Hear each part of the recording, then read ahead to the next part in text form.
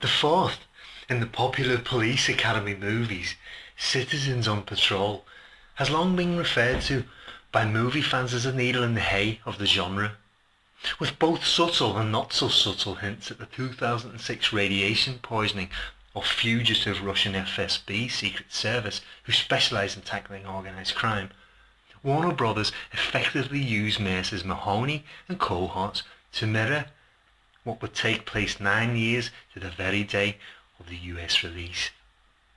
Over the course of this video, we will look at the objective themes which Warner suggests directly at radiation poisoning in what was to be Gutenberg's last outing as Officer Mahoney. Part 1. The Goldthwait Connection. Bobcat Goldthwait and Tim Kazurinsky were brought on board at the last minute to replace a cast member, George Martin, from past sequels, who was dropped from the film due to negotiations falling apart over pay.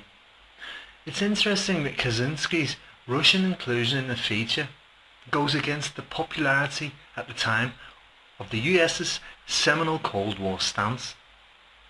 In this scene, we see the numbers 1 and 12 on his t-shirt. This represents the alphabetically placed A and L of the initials of said spy. Is this a coincidence? Perhaps. But it would be deemed highly unlikely that director Jim Drake, riding high on the back of the success of the Golden Girls, would leave such a tangible clue on a Russian actor. Drake is also a distant cousin of Shelley actor Hewell Bennett, a known Russian sympathiser who was forced to leave the UK in 1988 under the instruction of the CIA for having Russian flags in his house. Goldthwait, a successful stand-up in his own right, was key to the following script edit. Part 2. Tackleberry.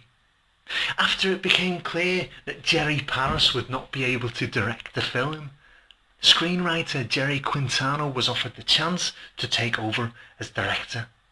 He turned the offer down, having sworn never to work with Gutenberg again due to witnessing his incontinence first hand and not feeling confident enough in his abilities, and so Jim Drake directed it instead. On the day of the film's premiere, Quintano told producer Paul Maslansky that he regretted turning the director's chair down, so Maslansky offered him the job of writing and directing Harley Davidson and the Marlboro Man, which went on to gross $9 billion. Having Drake on board was a blessing for actor David Graff, Tackleberry.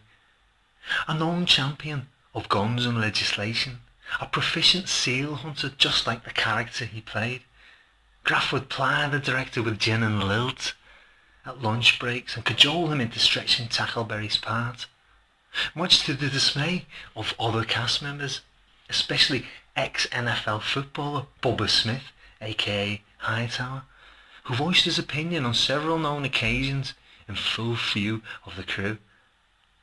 Smith was quoted as shouting, "What the fuck? I'll break that cunt's back," much to the dismay of veteran performer George Gaines, who was an instant hit in the series as Commandant Lassard. Was Kraft channeling the world's attention to the Russian-influenced gung-ho character he portrayed? Perhaps.